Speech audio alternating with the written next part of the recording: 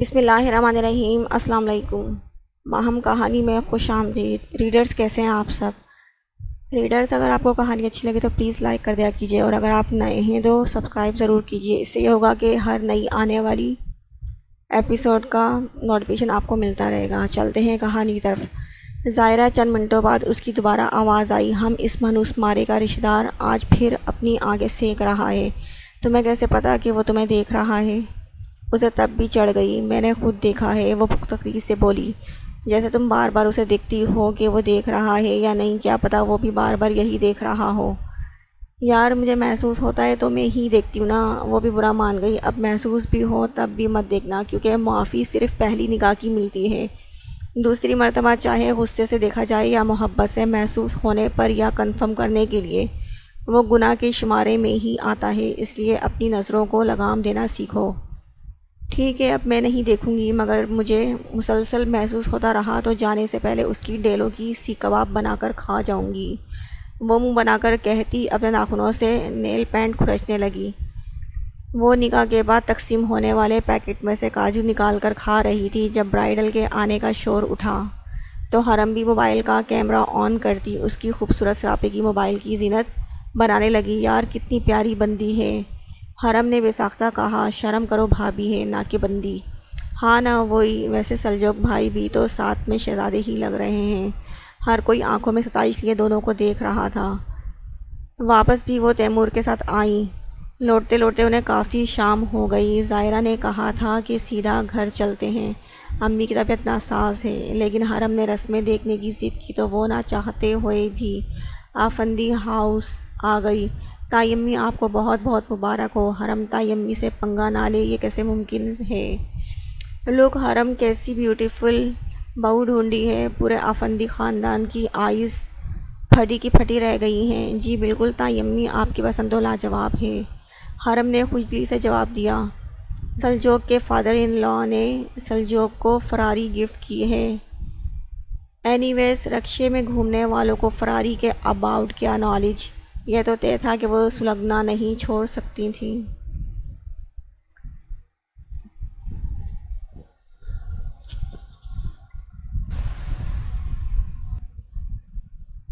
جانے کیوں آج حرم کو اپنی غربت پہ رونا سا آ گیا۔ پل میں اپنے باپ کی یاد دل کے گوشے سے آ چپکی تھی اور وہ زبردستی مسکراتی ویران سے گوشے میں آ بیٹھی۔ ظاہرہ دادی کے پاس بیٹھی نہ جانے کیا راز و نیاز کرنے میں مگن تھی کہ اسے بھی حرم کی غیر موجودگی محسوس نہ ہوئی۔ چچی جان کیوں نہیں آئیں؟ تابش کی آواز پہ اس نے جھٹکے سے سر اٹھایا۔ دوسروں کو رلانے والی آج خود رو رہی ہے۔ تابش کے دل میں ہلچل سی مچی۔ ان کی طبیعت ٹھیک نہیں تھی۔ اس کا تمیز سے جواب موصول ہوا۔ اسے ہضم نہ ہو پایا۔ اس کا دل تو چاہا کہ پوچھے کیا ہوا، لیکن دل کی آواز کو دل میں دبا گیا اور پلٹ گیا۔ تابش، درد بھری آواز میں پکارا گیا۔ اپنا نام تابش کو مزید پریشان کر گیا۔ کیا ہوا؟ کسی آٹو کو بلوا دو، ہمیں گھر جانا ہے، وہ تھکے سے انداز میں کہتی سر جھکا گئی۔ تابش جانتا تھا وہ اس کے ساتھ نہیں جائے گی، اس لیے خاموشی سے رخ موڑ گیا۔ اس کا ارادہ تیمور کو کہنے کا تھا، جو نہ جانے کہاں تھا، کہیں نظر نہیں آ رہا تھا۔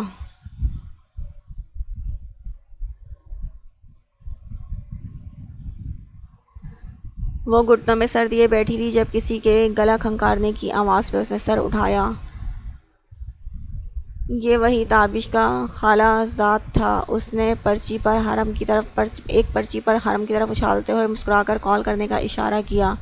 وہ جو پہلے ہی آنسو نکالنے کا بہانہ ڈھونڈ رہی تھی، اس کی اس حرکت پہ اس کا خون کھول اٹھا۔ جیسے ہی نظر پاس سے گزرتے تیمور پر پڑی، اس کی زبان بے قابو ہوئی۔ تیمور بھائی! اس نے زوردار آواز لگانے شروع کر دیے۔ لگانے کے ساتھ ہی زمین پر گری پرچی اٹھائی۔ اس لڑکے کے چہرے کی رنگت پل میں زرد ہوئی۔ کیا ہوا؟ سب ٹھیک تو ہے نا؟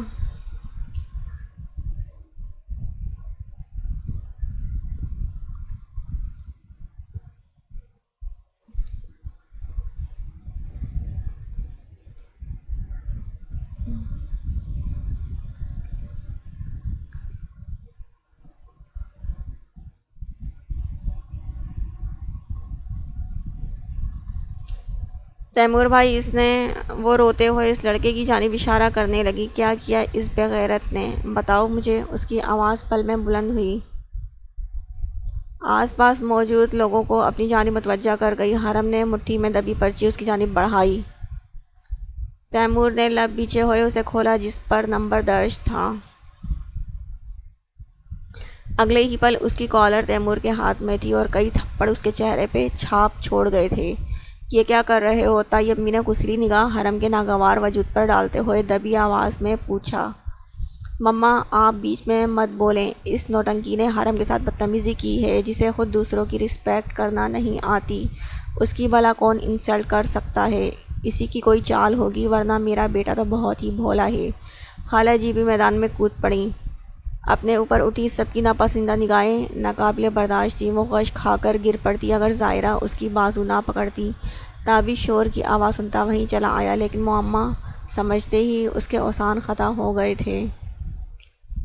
اماں، یہ خود مجھے پھنسا رہی ہے۔ کل سے جب میں نے اس کی بات نہ سنی تو مجھ پہ الزام لگا دیا۔ وہ بھیگا بلّا بنا اپنی اماں کو مدد طلب نظروں سے دیکھتا بولا تھا۔ نکالو اس آوارہ کو یہاں سے، جو میرے بیٹے کو پھانسنے کی کوشش میں ناکام ہو کر الزام بازی پہ اتر آئی ہے۔ حرم نے بھیگی پلکیں اٹھا کر تابش کو دیکھا، جس کے چہرے سے اندازہ لگانا مشکل تھا کہ اس کے اندر کیا چل رہا ہے۔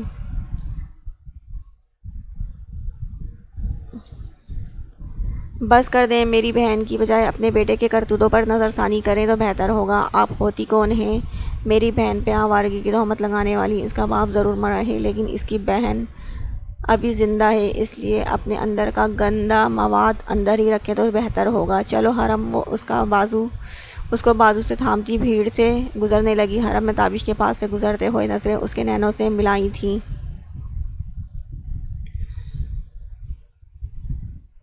دونوں کے دلوں میں چھناکے سے کچھ ٹوٹا تھا۔ تابش کو یقین تھا کہ حرم ایسی لڑکی نہیں ہے، مگر وہ سب کی بولتی بند کروانے کی طاقت رکھنے کے باوجود کیوں خاموش رہی؟ اس کا جواب اس کے پاس نہ تھا۔ وہ تو اپنی فیلنگز کو سمجھنے سے قاصر تھا۔ آس پاس آئی آوازوں سے وحشت محسوس ہونے لگی تھی۔ حرم کو آس تھی کہ امید کی ایک کونپل سی اس کے دل میں جاگی تھی کہ تابش اس کے حق میں بولے گا، لیکن اس کی خاموشی نے ثابت کر دیا کہ وہ کم ظرف انسان ہے۔ آج تم تابش افندی، حرم افندی کے دل سے مکمل طور پر اتر چکے۔ اسے تلخی سے آنسو رگڑے تھے۔ مین گیٹ سے باہر نکلے تو تیمور بھی ان کے پیچھے آ پہنچا۔ چلو میں چھوڑ دیتا ہوں، رکشا تو اس وقت ملنے سے رہا، اس لیے دونوں خاموشی سے گاڑی میں بیٹھ گئیں۔ حرم، مجھے یقین ہے تم پہ، اور دیکھنا اس ٹھرکی کا سارا ٹھرک پن کیسے نکالتا ہوں۔ وہ کل تم سے سب کے سامنے معافی مانگے گا، یہ تیمور افندی کا وعدہ ہے تم سے۔ وہ گاڑی سے نکلتی حرم سے بولا تو حرم سمیت ظاہرہ نے تیمور کو حیرت سے دیکھا اور چشمہ چڑھاتا وہ گاڑی بڑھا لے گیا۔ امی، کیسی طبیعت ہے آپ کی؟ ظاہرہ نے موڈ کو بحال کرتے ہوئے پوچھا۔ ہاں، اب تو ٹھیک ہوں، تم سناؤ؟ فنکشن اچھا رہا اور اس نے کوئی تماشا تو نہیں کیا؟ اشارہ خاموشی سے کمرے کی طرف بڑھتی حرم کی طرف تھا۔ نہیں امی، اب حرم اتنی بھی بچی نہیں ہے۔ خیر چھوڑیں، کچھ کھایا آپ نے؟ اور آہان کہاں ہیں؟ ہاں، میں نے تو کھچڑی کھا لی تھی جو صبح تم بنا کے گئی تھیں، اور آہان کو مولی والا پراٹھا بنا دیا تھا۔ ابھی سویا ہے، سارا دن کھیلتا رہا، شاید تھک گیا تھا اس لیے جلدی سو گیا۔ ٹھیک ہے، میں بھی چینج کر لوں۔ وہ دونوں بستر پر لیٹی تھیں جب ظاہرہ نے پوچھا، کل پھر جاؤ گی؟ ضرور جاؤں گی، وہ اٹل لہجے میں بولی، کیونکہ اب اس کی حالت کافی سنبھل چکی تھی۔ مطلب تم تیمور پہ بھروسہ کر رہی ہو؟ تو کیا غلط کر رہی ہوں؟ حرم نے الٹا سوال کیا۔ مجھے تیمور 2 نمبری لگتا ہے، ظاہرہ نے عجیب انداز میں کہا۔ تابش تو 1 نمبر لگتا تھا نا؟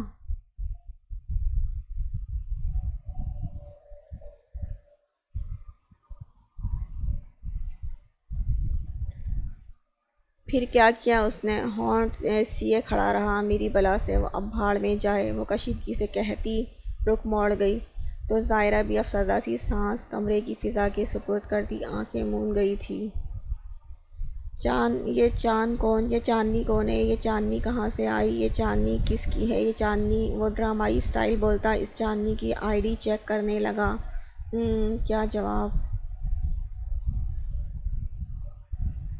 کیا جواب دوں؟ وہ سوچنے لگا۔ سوچتے سوچتے اس کے لب مسکرائے۔ میں ڈاکٹر نہیں ہوں، اس نے لکھ کر سینڈ کیا تھا۔ کیا مطلب؟ سبیکا نے حیران ہوتے ہوئے پوچھا۔ مادام یہ تو تبھی بولتے ہیں جب کہیں درد ہو، مینٹل کیس ہو۔ ہیلو، وہ جانے کہاں ہے؟ اس نے پیچھے کو سر گراتے ہوئے جواب میں لکھا۔ آپ مینٹل ہاسپٹل کے کس وارڈ میں ہوتی ہیں؟ مطلب؟ فوراً سے جواب آیا۔ آپ مینٹل ہاسپٹل میں میرا چیک اپ کیا ہوگا، تبھی تو آپ کے علم میں یہ بات آئی نا کہ میں مینٹل کیس ہوں۔ ساتھ میں سوچنے والا ایموجی بھیجا گیا۔ اس کے لیے دیکھنے کی کیا ضرورت مسٹر کھڑوس، آپ کی باتوں سے ہی اندازہ ہو رہا ہے کہ آپ کا مینٹل کس کا ہوا ہے۔ آپ تو ایسے کہہ رہی ہیں مس چاندنی جیسے ہم برسوں سے باتیں کرتے آ رہے ہیں۔ کچھ باتوں کو سمجھنے میں برس لگ جاتے ہیں اور کئی باتیں لمحوں میں ہی سمجھ آ جایا کرتی ہیں۔ اس نے سینڈ کرتے ہوئے موبائل رکھا تھا۔ عرب خان کی باتیں بھی تو اس کی سمجھ سے باہر تھیں۔ نہ جانے وہ کیا چاہتا ہے۔ افسردگی پل میں دل پہ قابض ہوئی تھی، چہرے پہ بھی۔ سفید قمیض جس کا گلا گولڈن نگینوں سے بنایا گیا تھا، گولڈن پلازو اور سفید ہی بڑا سا دوپٹہ جس کے کناروں پہ گولڈن بیل لگائی گئی تھی۔ ظاہرہ نے بالوں کی سٹائلش چٹیاں پر جما رکھا تھا۔ بالوں کی چند لٹیں جھول رہی تھی چہرے پر۔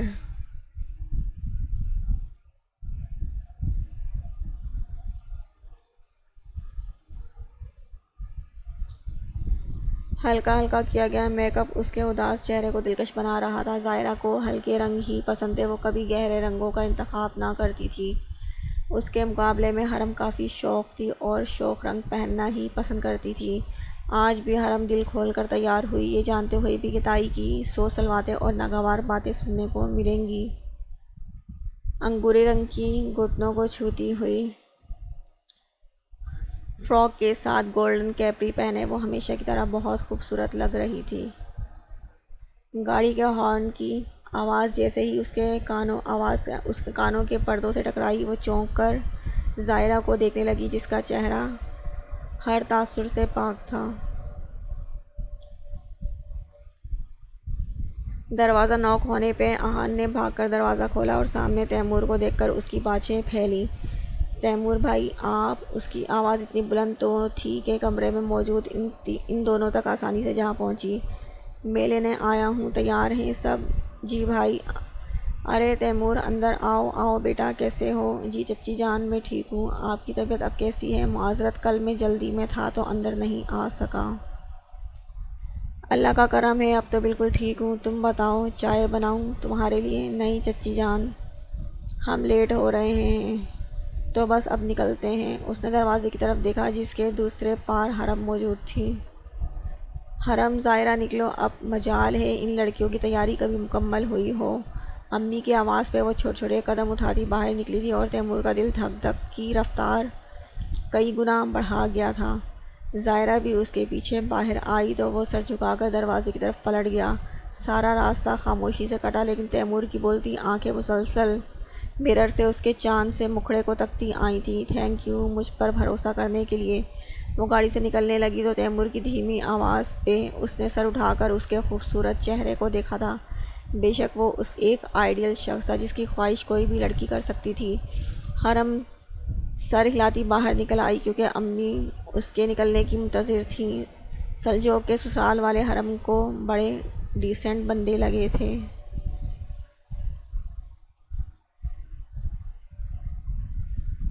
صنم سلجوق کی بیوی پیچ میکسی زیپٹن کے گرے 3 پیس ٹائی لگائے سلجوق کے ساتھ بیٹھی بہت پیاری لگ رہی تھی۔ دونوں کی جوڑی خوبصورتی کی مثال آپ تھی۔ میرج ہال کے دوسرے فلور پر ان کی ولیمے کی فنکشن منعقد کیا گیا تھا۔ ادھر بیٹھتے ہیں، حرم نے کارنر پر شیشے کی بنی ونڈو کے ساتھ والی میز کی طرف اشارہ کرتے ہوئے کہا۔ ظاہرہ بھی حامی بھرتی اس کے ساتھ چلنے لگی جب تائی امی اچانک سے نمودار ہوئی۔ کس ماؤتھ سے آئی ہو اگین یہاں نحوست پھیلانے؟ اسے دیکھتے ہی تائی امی بڑک اٹھی۔ اینڈ یو کل تو بڑا اسپیکنگ کر رہی تھی، سسٹر کا ڈرامہ کریٹ کر رکھا تھا، اتنی نوز والی تھی تو ہوم میں ہی رہنا تھا نا۔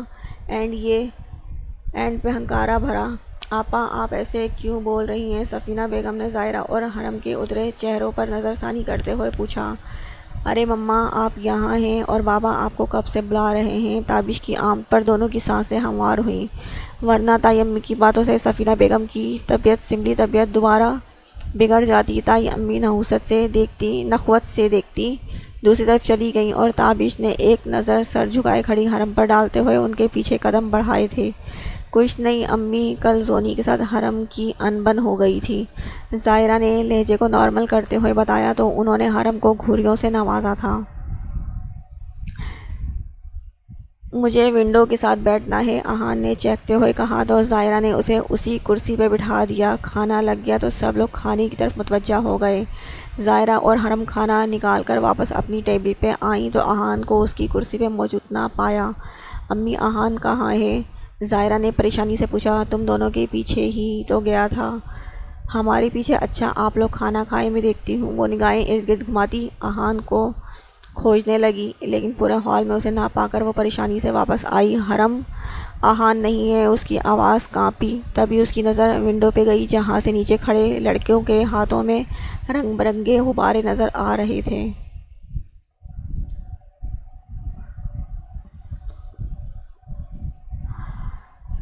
دماغ میں جھماکا سا ہوا، میں نیچے دیکھ کر آتی ہوں۔ وہ فوراً سے نیچے کی طرف بھاگی تھی۔ 2 منٹ تک جب وہ نہ آئی تو سفینہ بیگم کا کلیجہ منہ کو آنے لگا۔ حرم میرا دل بیٹھا جا رہا ہے، میرا بچہ کہاں چلا گیا؟ امی میں ظاہرہ کے پیچھے جا رہی ہوں، آپ ٹینشن نہ لیں۔ وہ نیچے کی طرف بھاگی تو تابش اسے جلد بازی میں نیچے جاتا دیکھ کر پریشان سا اس کے پیچھے آیا تھا۔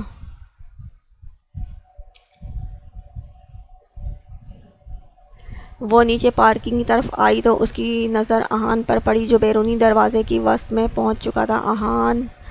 وہ ہلکے بل چلائی۔ اپنے نام کی پکار سن کر وہ پلٹا اور سامنے سے آتی گاڑی میں بیٹھے شخص کی نگاہ جب گیٹ کے بیچ کھڑے بچے پہ پڑی تو اس نے بنا پل کی دیری کے بریک لگائی، لیکن گاڑی کے رکتے بھی سامنے موجود لڑکے کو ہلکی سی ٹھوکر لگا گئی۔ وہ ہلکی سی ٹھوکر بھی معصوم احان کو زخمی کر گئی۔ احان! ظاہرہ بھی پھٹی پھٹی نگاہوں سے دیکھتی اس تک پہنچی۔ ارشمان کے اوسان ختم ہونے لگے، وہ بھی غائب دماغی لیے گاڑی سے نکلا اور اس کے پاس زمین پر گھٹنوں کے بل بیٹھ گیا۔ احان تم ٹھیک ہو نا؟ وہ پھوٹ پھوٹ کے روتی اسے خود میں بھیج گئی۔ اس کے ماتھے سے نکلتا خون ظاہرہ کے سفید کپڑوں کو لال کرنے لگا، لیکن پرواہ کسے تھی؟ میم چھوڑیں تو دیکھنے تو دیں چوٹ کہاں لگی۔ وہ احان کو اس کے بازو کے گھیرے سے نکالتے فکر مندی سے گویا ہوا تو ظاہرہ اپنا دوپٹہ احان کے ماتھے پہ لپیٹنے لگی جہاں سے خون کی لکیریں بہہ رہی تھیں۔ سدے شکر کہ وہ ہوش میں ہی تھا۔ میں پانی لاتا ہوں۔ وہ گاڑی سے پانی کی بوتل نکالنے لگا۔ احان! کیا ہوا ہے؟ احان کو حرم نے پھولی سانسوں کے بیچ اٹکتے ہوئے پوچھا تھا۔ اس شخص نے ہمارے بھائی کو گاڑی سے ٹکر ماری ہے۔ ظاہرہ نے ارشمان کی طرف اشارہ کیا تو احان کو پانی پلاتا ارشمان اتنے بڑے الزام پہ غشی کی حالت میں چلا گیا۔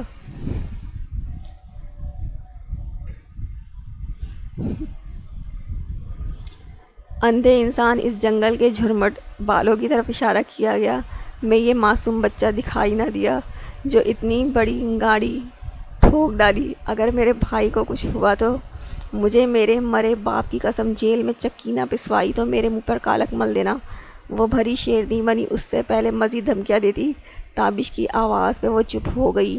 ارشمان بھائی آپ اور کیا ہوا احان کو؟ تابش کو دیکھ کر اسے کچھ حوصلہ ہوا، ورنہ تو اس جھلی حرم نے اس کی بولتی ہی بند کروا دی تھی۔